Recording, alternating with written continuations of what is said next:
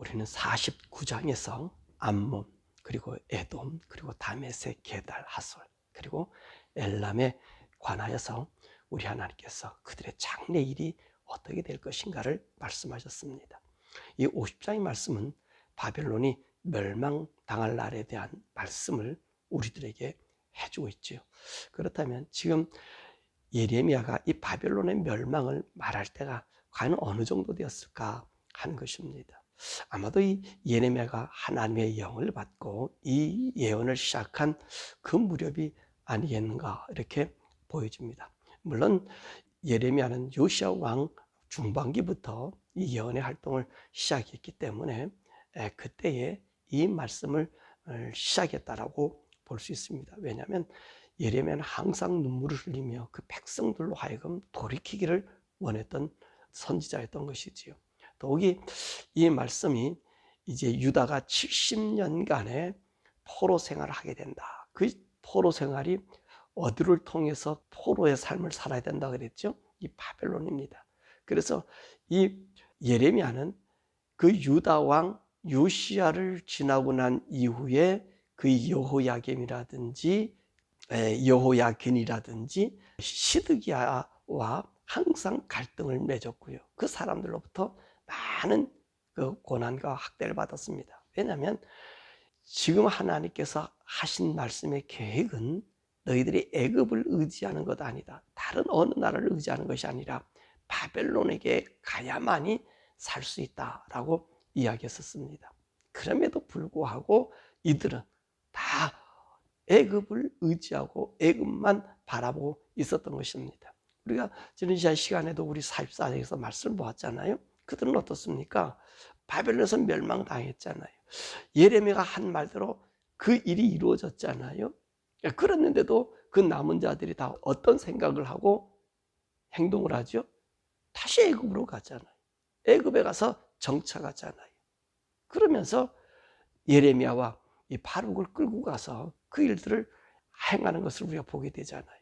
이처럼 오늘 이 바벨론 이 멸망에 대한 이야기를 할 때가 바로 이때라고 생각됩니다. 요시야 왕이 이제 애굽 왕 바로 느고에서 멸망을 당하고 그리고 유다는 그 기점으로 유다 나라가 사실 외국의 속국 멸망이 됩니다. 그러다가 605년에 여호야김 왕 4년에 유다가 바벨론에서 완전히 멸망당하고 속국을 되는 것을 우리가 보게 되잖아요. 그러니까 이 이전에 이야기가 되는 거 보니까 아마도 예레미야가 바벨론의 멸망에 대한 이야기를 한 것은 요시야 왕이 죽기 전에 일이 있었지 않았는가 보게 됩니다. 왜냐하면 요시야 왕은 하나님을 잘 섬기는 사람이었고요. 유다를 이 종교 계획을 일으켰던 그런 마지막 하나님 품으로 돌아오게 하게 애썼던 사람으로 친 바벨론을 숭상했던 사람이었던 것을 우리가 보게 됩니다. 자, 그러면 50장에 있는 말씀은 어떤 말씀인가? 이 바벨론의 멸망을 하나님께서 선포하고 있는 것입니다. 그래서 1절과 3절에 보니까 이 벨과 모르닥이 멸망된다. 갈대아와 바벨론이 멸망되는 것을 이야기하고 있습니다. 이 벨은 무엇이냐면 바벨론의 수신입니다. 벨은 공중과 땅을 다스리는 태양신으로서 바벨론 사람들이 주신으로 섬겼던 것을 볼 수 있습니다. 그래서 왕의 이름을 갖다가 쓸 때 항상 벨드사살 또 벨사살 그렇게 해서 그 이름을 본따서 지었습니다. 그리고 모르닥은 무엇이냐면 이 바벨론이 이 제국을 형성해서 그 성을 만들고 난 이후에 그 도시의 주상으로 섬긴 바로 이 신이 모로닥이에요. 특별히 느부갓네살은 이 모로닥을 되게 숭배했었습니다. 그러니까 하나님께서 지금 오늘 바벨론에게 왜 징벌을 내리셔요? 이 바벨론에게 권한을 주고 능력을 주고 그렇게 일할 수 있도록 하셨던 분이 누구셨죠? 하나님이란 말입니다. 근데 진작 하나님을 섬겨야 될 이들은 하나님을 섬기지 않았잖아요. 느부갓네살에게 하나님이 하실 일이 무엇인가를 보여주었잖아요. 그분이 어떤 분이신가를 체험하게 해줬잖아요. 그런데 이들이 여전히 누구를 섬겨요?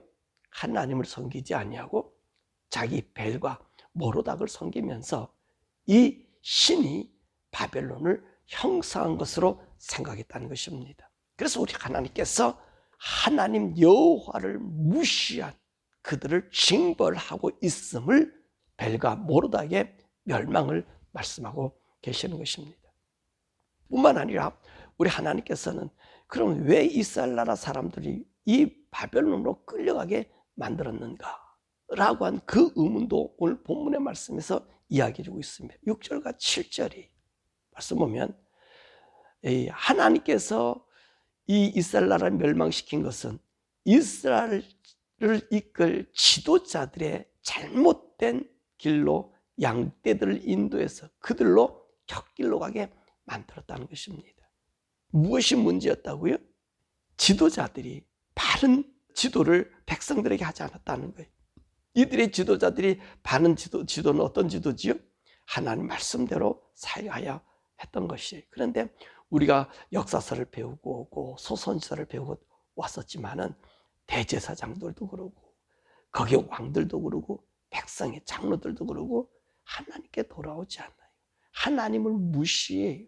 그리고 나서도 어떻게 하나님께 예배하고 경배한다면서 백성들을요 더 악한 것으로 또 그들로 하여금 우상도 섬기는 길로 열어놓았단 말입니다. 그러니까 하나님께서 그 이스라엘 나라의 잘못된 지도자들 때문에 그 대적들에게 하나님이 그 모든 것을 맡겨버렸다는 것입니다.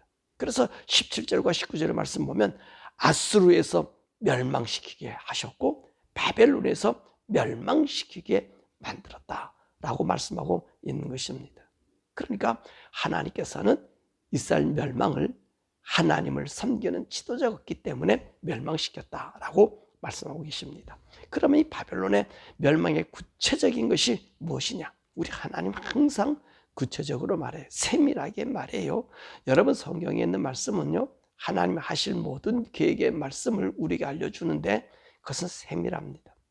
그 말씀 그대로 이루어지는 거예요. 성경의 모든 역사가 그렇잖아요. 그러니까 앞으로 우리에게 나타날 하나님 모든 말씀도 성경 말씀 그대로 되어져요. 요한계시록의 말씀 그대로 되어지고요. 마태복음 24장인 말씀 그대로 이루어지는 거예요. 거기에 가감하거나 섞을 이유가 하나도 없습니다. 자, 오늘 하나님께서 구체적으로 어떻게 멸망할 것인가 말씀하자는 예레미야에서 9절과 10절의 말씀 보니까 북에서 일어난 연합국에 의해서 멸망당한다라고 말씀하고 있습니다. 북에서 일어나는 연합국. 그러니까 바벨론의 북쪽이 어디지요? 바로 이 메대와 바사 지역을 얘기하거든요. 그러니까 이 메대를 정복한 이 바사 제국, 이 고레스에 의해서 이 바벨론은 멸망당합니다. 더욱이 41절, 42절의 말씀 보면 이들은요 활과 투창을 가지고 불쌍히 여기지 아니하고 이들의 군대 소리가 바다의 물소리 같이 웅성거린다는 것입니다. 그러니까 이 군대를 보고 이 바벨론이 간담이 서늘해지고 있음을 우리가 보게 되지요. 사실 여기 있는 말씀 보니까 이 바벨론이요 활을 쏘는 것보다 칼이나 창을 가지고 싸맸던 그런 용병들이었었어요. 근데 오늘 여기 있는 말씀 보면 활과 투창을 가지고 싸우는 군대가 누구냐면 이 페르시아 사람들이었거든요. 이 고레스의 군대였던 거거든요. 더욱이 활은요 누가 쏘지요? 엘람 사람들은 어떤 사람들이었어요? 활 잘 쏘기로 유명한 사람이라고 그랬잖아요. 활부대. 근데 이게 엘람이 어떤 곳이 됩니까? 이 바사 제국의 수도가 되잖아요. 그러니까 엘람과 함께 뭉쳐진 이 바사 제국 그리고 메대 이 사람들이요 활과 투창으로 이들을 멸할 것을 이야기하고 있습니다. 더욱이 바벨론 멸망의 원인이 뭔가 11절의 말씀 보니까 바벨론은요 이스라엘 멸망시킨 후에 그 정복감을 못 이겨서 마치 곡식을 가는 송아지같이 뛰고요 힘센 말같이 울었다는 거예요. 울었다니 기뻐했다는 너무너무 행복했다는 거죠. 그러니까 하나님께서 이 바벨론이 이스라엘 나라를 정복한 것을 보고 그때 기쁨을 즐겼던 것을 하나님께서 기억하고 계셨다는 거예요. 여러분 왜 암몬 그리고 에돔 멸망시킬 때 하나님께서 뭐라 말씀하셨어요? 네 친족 예루살렘이 멸망시켜 너희들이 그것에 동참하고 거기에 제비 뽑고 함께 있지 않았겠느냐? 그래서 내가 너희들 멸망한다. 그렇게 말씀하셨잖아요. 근데 보세요. 오늘 이들이 그와 같이 예루살렘을 정복하고 기쁘고 소리를 질렀다는 거지요. 그러니까 하나님이 그걸 기억했다는 거예요. 왜 그러느냐? 24절 말씀 보니까 이 바벨론은 자기의 힘과 능력이 된 것이 아니라 하나님이 이 바벨론을 망치로 삼았다 그랬잖아요. 그러니까 하나님의 심판의 도구로 이웃나라를 사용한 거예요. 더욱이 하나님께서 바벨론을 일으킨 것은 누구 때문에? 이스라엘 때문에, 유대 때문에 이 바벨론을 일으켰던 거거든요. 그런데 이들은 자기들이 한 일인 것처럼 너무너무 기뻐했다는 것이지요. 그러니까 하나님께서 29절 31절 말씀 보니까 너희들의 능력인가 힘인 줄 알고 나를 향하여 교만했다는 것입니다. 하나님은 바벨론 무엇 때문에 삼았어요? 심판의 도구로 삼았다는 것. 근데 그것을 깨닫지 못하고 자신의 힘인 양 과시했으므로 하나님께서 그들을 멸망시키겠다는 것입니다. 그럼 이들의 멸망의 모습은 34절에서 40절의 말씀 보면 칼로서 바벨론의 주민과 고관과 지혜로운 자와 말과 병거들과 보물들 위에 내리쳤다는 거예요. 여기 이 칼이라고 하는 얘기는 물론 칼이라 얘기하겠지만 하나님의 하시는 말씀이 그들을 정복하게 만들었다라고 말씀하십니다. 그러니까 하나님의 주권의 모습으로 그들의 멸망을 시켰다는 것입니다. 뿐만 아니라 가뭄으로 그 모든 것을 말라버리겠다는 거예요. 여러분 이게 무슨 말씀이죠? 바벨론은요 그 유브라데 강의 지역을 그 성을 두르고 있었습니다. 이 가뭄에 대해서 있을 수 없는 그런 지역이 이 바벨론이에요. 그런데 하나님께서 가뭄으로 물 없이 말라서 그 성을 무너뜨렸다는 거예요. 왜 그러냐면 이 고레스가 바벨론 성 함락시킬 때 그 물줄기를 바꿔버렸거든요. 그래서 그 성이 드러났거든요. 그래서 그 성을 완전히 해파할 수 있었거든요. 바로 주님이 그 얘기를 하는 거예요. 이 물줄기가 성으로 들어가는 물줄기를 막고 성을 보호하던 이 물줄기가 다른 곳으로 향하여서 보니까 바벨론은 무너질 수밖에 없습니다. 그래서 바로 하나님께서 가뭄으로 얘기했다는 것은 바로 그 말씀을 하는 거예요. 풍부하던 이 바벨론이 무너지게 되고요. 또 그 지역은 소돔과 고모라와 같이 사람이 살 수 없는 지역이 되어서 타조와 승냥이들이 모이는 곳이 되게 했다는 거예요. 그러니까 우리 하나님께서는 어떻게 하십니까? 바벨론의 힘과 능력 너희들이 되는 것이 아니라 나의 능력으로 이미도 내가 선정한 이 고레스를 통해서 이 바벨론 멸망을 이야기하고 계십니다. 이렇게 바벨론이 멸망되고 나면 어떤 일이 생겨지는가? 우리 4절, 5절, 우리 20절의 말씀 보면 이스라엘 자손의 귀향을 이야기했습니다. 그랬잖아요. 오늘 예레미야를 통해서 70년간 너희가 바벨론의 포로로 잡혀가지만 그러나 그 이후에 하나님 오게 하겠다. 그러니까 바벨론 왕국의 전성기가 언제죠? 예루살렘 멸망하고 난 느부갓네살이 왕권을 잡고 오늘 예루살렘과 이 아랍을 점령하고 난 70년이 70년의 왕국이에요. 우리 하나님이 그것을 말씀하셨다는 것입니다. 그러니까 이스라엘 백성들이 귀환하면 바벨론은 멸망된다는 말씀입니다. 그러니까 오늘 이스라엘 자손은요 4절과 5절에 보니까 이 놀라운 광경 때문에 울면서 귀향을 해요. 눈물을 흘리면서 귀향하고요. 회개하면서 하나님의 은혜의 그 용서를 구한 것을 볼 수 있다는 말씀입니다. 그 해방의 날이 그랬다. 하나님의 약속이 우리에게 성취되었다라고 얘기하는 거예요. 그리고 그들이요 돌아온 것은 그들의 죄를 깨닫고 이제 하나님이 우리를 구원해 주심을 알게 됐다는 것입니다. 이것은 무엇 때문에 그랬느냐? 5절의 말씀 보니까 내가 이스라엘 나라와 맺은 언약 때문에 너희로 귀환하게 만든다는 거예요. 항상 제가 얘기하는 말씀이 하나잖아요. 오늘 이 세상은요 성도들 때문에 유지하는 거예요. 성도가 떠나면 이 세상은요 그냥 멸망의 자리예요. 그게 성도가 존귀한, 그래서 땅에 있는 성도는 존귀한 자라고 얘기하잖아요. 오늘 유대가 사람들이 종으로 잡아갔던 아무것도 아닌 사람인 것처럼 생각했는데 이들이 떠나기 위해서 이들이 고향으로 가기 위해서 바벨론을 무너뜨렸다는 것입니다. 뿐만 아니라 20절의 말씀 보니까 그때는 이스라엘과 유다에서 죄악을 찾을 수가 없었다는 거예요. 하나님이 그러셨잖아요. 너희들 보배처럼 보호해서 돌아오게 할 것이다. 왜냐하면 오늘 보니까 내가 그 남은 자들을 용서했다는 거예요. 그래서 그들의 죄를 기억하지 않겠다는 거예요. 그들을 찾지 않겠다는 거예요. 그 무슨 말입니까? 이 바벨론에 있었던 사람들이 어땠습니까? 하나님 말씀을 그들의 심령에 채웠잖아요. 그 말씀에 굴복하지 않았잖아요. 바로 그거예요. 그들에게는요, 하나님 섬기겠다는 말씀만이 있었다는 것입니다. 이것이 우리의 복이에요. 여러분 마지막 때도 그래요. 우리 성도들이 그래요. 우리 주님 오실 때도 그래요. 그죠? 그 남은 자들, 소수가 되는 사람들, 그 사람들은요, 그들에게 죄를 찾을 수가 없어요. 왜? 이미도 우리 예수 그리스도의 그 인을 맞아가지고 입 맞은 성도가 됐기 때문에 하나님이 그들을 보호해 주셔요. 그러니까 그 하나님이 그들을 부르시기 위해서 우리 예수님이 재림하시는 거예요. 오시는 거거든요. 똑같은 얘기예요. 오늘 이스라엘 백성들이 귀향할 때 그 돌아오는 모습이 뭐냐? 거기서는 죄를 찾을 수가 없더라는 거예요. 오직 하나님 안에만 살 수 있는 그 길을 그들이 채택했다는 것입니다. 그러므로 44절, 45절에 말씀하고 계십니다. 이 모든 일의 계획은 누가 하셨다? 하나님이 계획하셨다. 이 계획하시면서 하나님 뭐라 말씀하셨어요? 나 같은 이가 다 어디도 없음을 만인들에게 공포한다는 것입니다.